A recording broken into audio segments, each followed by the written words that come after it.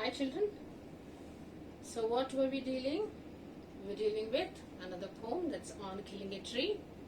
So before we continue, we shall just go with a quick recap.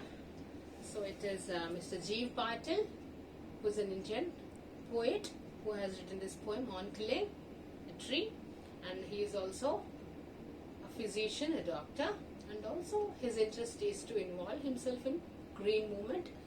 So that's the reason which made him to write this poem, whereas he tried his best to create awareness among the people to not to cut down the trees. And he calls the act of cutting down the trees as killing the tree, murdering the tree, with a very proper planning, with a very proper plan of action. Killing a tree, he calls it as. Because killing is an action, which is a negative action, right? So he calls it that mankind is in a dangerous state right now because of the same act which is unfortunately done by the mankind itself. So human beings are causing difficulty to their own selves by their own idiotic actions. So this action is such action where you see people troubling themselves with their own actions of killing trees. So in the first stanza he said that not an ordinary jab of a knife can kill the tree because it's an old tree which has already occupied the earth, under which there are roots which serve the food, and also it has consumed a lot of sunlight, air and water for years together. Then you can make another trial by hacking and chopping. Hacking is nothing but taking a heavy spade we have already given, right? The heavy spade, if you told you hit it also, or else you keep on chopping it also. You make your trials, try to kill the tree, but they are not going to kill the tree. It may of course, yes, cause pain. It may of course make even the tree bleed, but even then, it has got a lot of tolerance, patience and strength to get it healed up. And it starts regrowing with slightly green color twigs, curled twigs here and there. So if it is not checked, definitely it reaches its previous size, that is former size. So in two stanzas, whatever the ways the human beings they try to kill the tree, usually they are not successful. That's what poet means. So now in the further two stanzas, he would tell us that how to really kill a tree, how to just make it to not exist anymore. So let's see. So take out your textbooks, children, and also please have your running notes along. So third stanza, page number 110, he starts with no. So he says, so don't try with the jab, don't try with hacking and only simply chopping. I'm going to give you the tips to kill a tree. No. The root is to be pulled out. So he is giving the idea that to kill a tree, one must pull out the roots, because the roots have occupied under the ground a lot of place, because root is the foundation for a tree. So it should be taken away. The roots ought to be pulled out. So that process is usually we call it as uprooting, right? So he means to say that to kill a tree, one must uproot the tree completely out of the anchoring earth. So he says that uprooting the tree from which place? From the anchoring earth, because since it is a old tree, it has already consumed lot of it. The word which has been already used, consuming is not eating. Consuming is with the help of the sunlight, air, water which is served from the earth, with the help of the roots which has been served to the tree. So that's the reason it is called as anchoring. So because the roots, they are held tight in the earth. It's not easy to just pull out, because it's a very big tree. Pulling out the roots from the earth is not an easy thing, because the roots are held for long years in the earth. So that is called anchoring earth. Anchoring, this is what imagery, strong words, So the poet is started like saying, if at all you really want to kill, you will need to uproot it. from the anchoring earth, because already the roots of the particular tree are held so strong since long years in the earth, and it is to be roped and tied. Then how to uproot the tree? As already we could come to know that the roots are held so tight in the earth.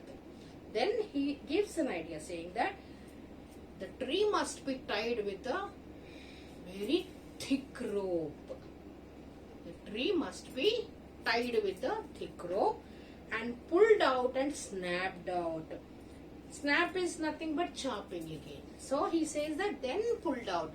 Then people, many people together with their strength, human being strength, then they need to pull out the tree, as already the tree is been tied with a very thick rope.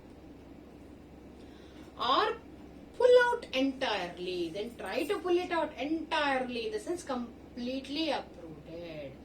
Even the tree, along with its own roots, it has to come out of the earth, out from the earth cave. So cave is the word is being used because it's hidden. Nobody can see where the roots of the particular tree have reached, which place, which depth, we cannot know it.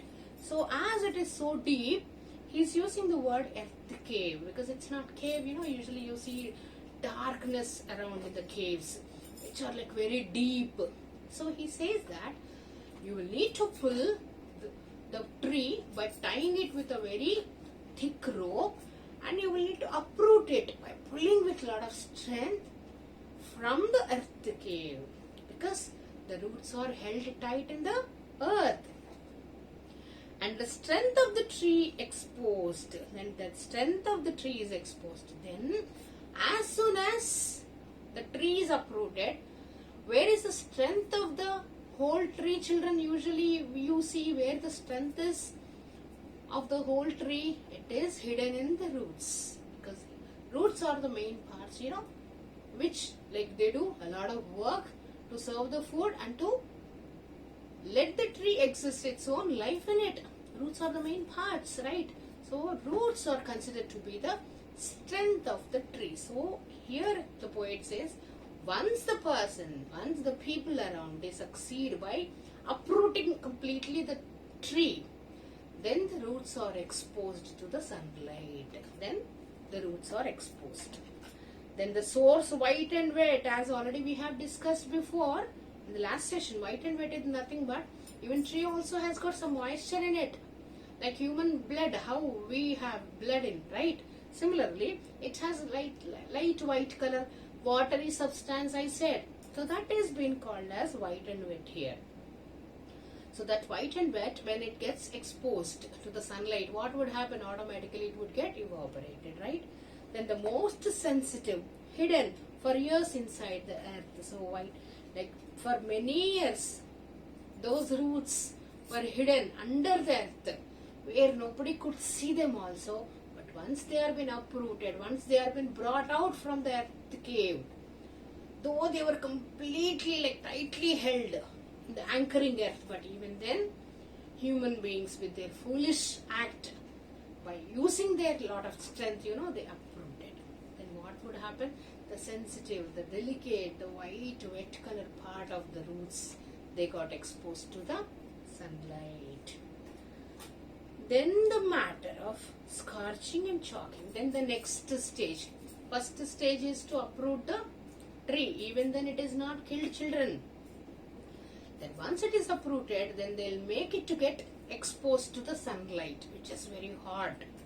So the scorching and chalking. Scorching and chalking is nothing but, like scorching sun, we say that when, especially in summers, if at all you go out, oh my God, I was affected very badly. The scorching sun, we say. Like a lot of irritation is created with the heat, heavy heat, right? So abnormally it is so hot. So that is called scorching. So as the roots are being exposed, the uprooted trees' roots are exposed to the sunlight, and the scorching and chalking. Chalking is nothing but, again, children, what is chalking? Chalking, we said, chalking is nothing but turning their color, drying up, they wither also, isn't it? For example, small plant also, if at all you uproot it, children, and put it outside, for an hour also, then you see that there is a lot of change in the color of the whole plant also. First thing you see that the part which gets affected is the roots, and you won't see moisture, you don't find moisture anymore in that plant. Then you will see gradually the color also getting changed. Then completely it gets dried up because it is scorching and choking. It's so hot because the uprooted roots are exposed to the sunlight, whereas they are choked also. Choked in the sense they start drying up. In sun and air. So it can be the reason that sunlight also can be the reason, and also wind in the late evenings also may be the reason. They wither, they start withering. And browning and hardening. So now, as I said, they change color, right? I said, so you will see green leaves, children, when it has life in it, and when you have uprooted it, and when you force it to get exposed to the sunlight, then you automatically you see the green getting changed and converted into the color of brown. Brown is nothing but to indicate getting dried. And also hardening. So when there is no life, children, any living being gets hardened. If there is low life in person's body, it gets hardened. There is no life because there is no movement, there is no pressure, there is no flow. Similarly, even the tree also would change its color, and also it becomes hard, twisting and withering automatically. It twists itself. It becomes like crushed.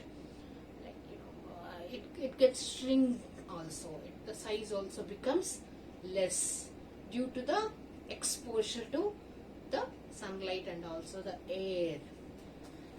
And then it is done. Then he concludes with the last line saying that then it is done.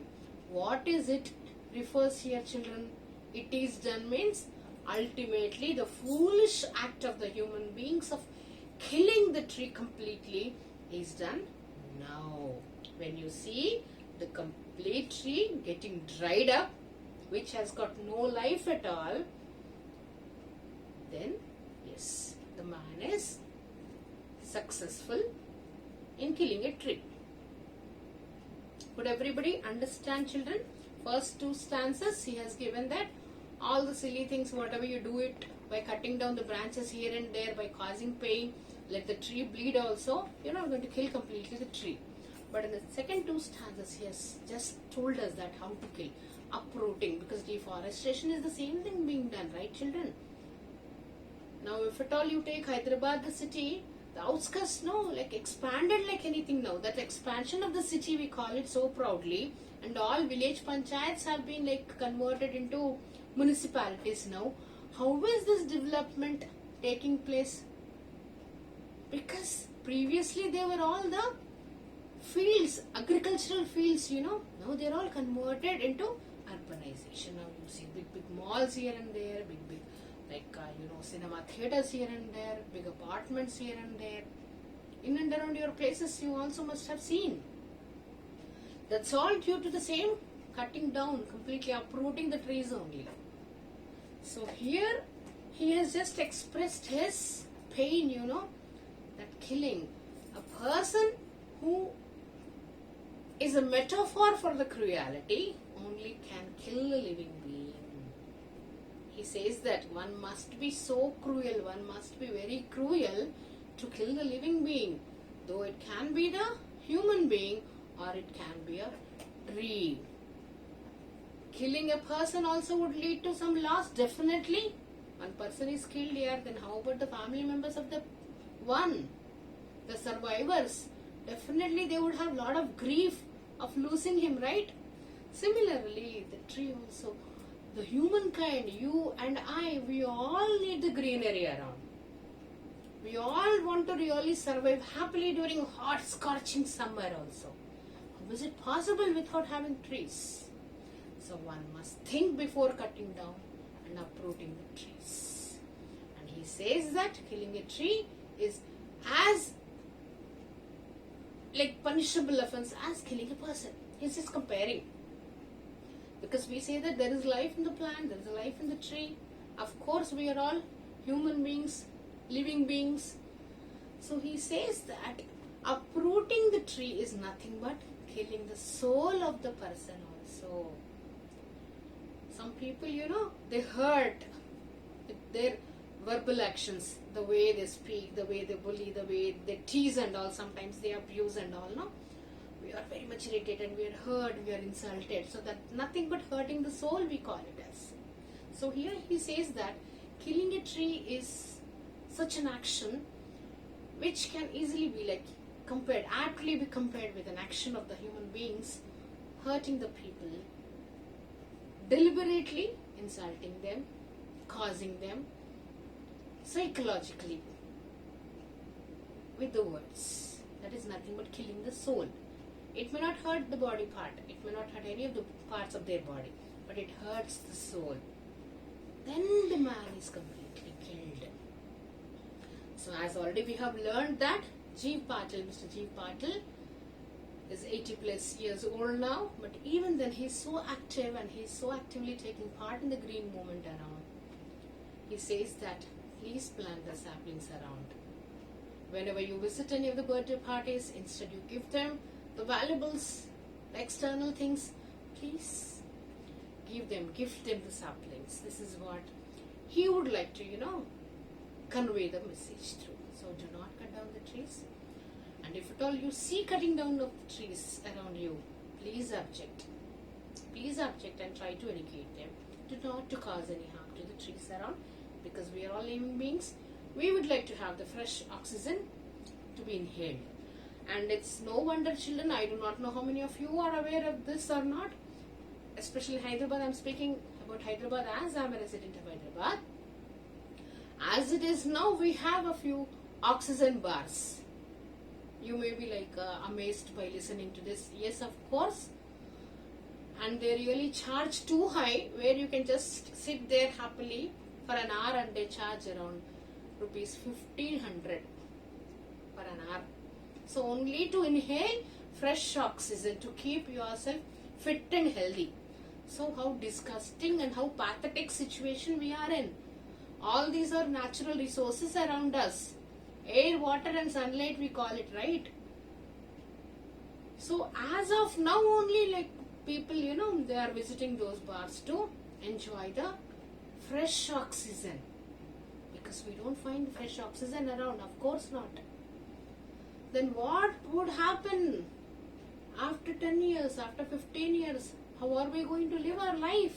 Just imagine. So that's how the tree life is important and the greenery around is very important. I believe all of you have understood. So start planting the saplings around. I did already one. Then it's your chance to do it. Let's quickly gear with the questions. First one, can a simple jab of the knife kill a tree? Can it kill a tree? No. Why not? Because it's only a jab with an ordinary line, with an ordinary knife, right?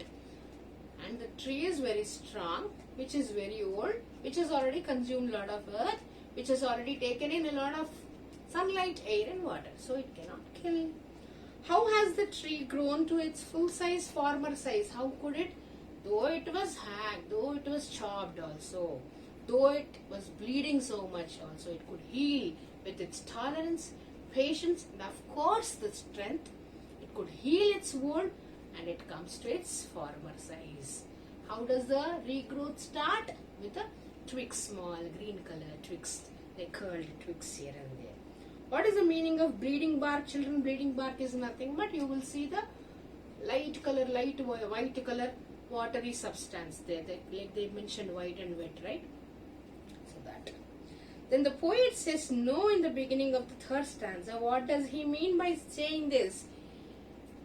As I said before I was starting today's session, he said that you just cannot make a trial by giving a jab to it or hacking it or chopping it.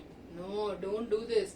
If you really have made up your mind firmly to kill a tree, then do this. No, in this is no. These actions of jab, giving a jab or hacking or chopping, they are not going to kill the tree. What is the meaning of anchoring earth and earth cave? As I said, anchoring earth is nothing but the earth which has given a lot of strength to the roots as they are held tightly. That is anchoring earth. Then earth cave is like the depth. It shows the depth. It is showing that how deeper the roots have already occupied the place into the earth. What does he mean by saying the strength of the tree is exposed? What is the strength of the tree as I described before and discussed before, children? It was all the roots of the tree as they were exposed to the sunlight and air. Then what finally kills the tree? The exposure to the sunlight and exposure to the air would kill the tree finally. And what would happen to the tree? It turns its color into brown and it completely gets dried up. And then it is done. Means then the tree is completely killed. Isn't it so beautifully done, children? And most of us might be feeling so ashamed that whenever we see any of the cutting down of trees taking place in and around our places and we haven't stopped the people before. But no, now we shall see that to some extent if they are causing any trouble to any of the wires or cables around, we shall allow them, but not beyond the extent. Then we shall conclude the session with another beautiful poem Vijaya have given us to read and enjoy. Please give a glance at, children. Page number 112. Trees. I think that I shall never see a poem lovely as a tree whose hungry mouth is pressed against the earth's sweet flowing breast. A tree that looks at God all day and lifts her leafy arms to pray. A tree that may summer wear a nest of robins in her hair, upon whose bosom snow has lain, who intimately lives with rain. Poems are made by fools like me, but only God can make me a tree. Joyce Kilmer. So Joyce Kilmer is a poet, who is wanting to make his life to be converted as a tree, and very beautifully they just have mentioned about what are all the things a tree does. If at all you try to visualize a tree standing, like I just drew a small picture here. So you will see that as if it is raising its hands to pray for the well-being of the humankind. So such a tree which is wishing our well-being, you are killing that. How cruel we are. So that's what they just have mentioned. So we are done with on killing a tree, children, and next the bond of love, which is going to be very interesting, and we shall meet in the next session. And I believe you have enjoyed the poem. As I'm serving you the worksheets, please do attempt on and get ready to see me in the next session. This is Vijaya signing off.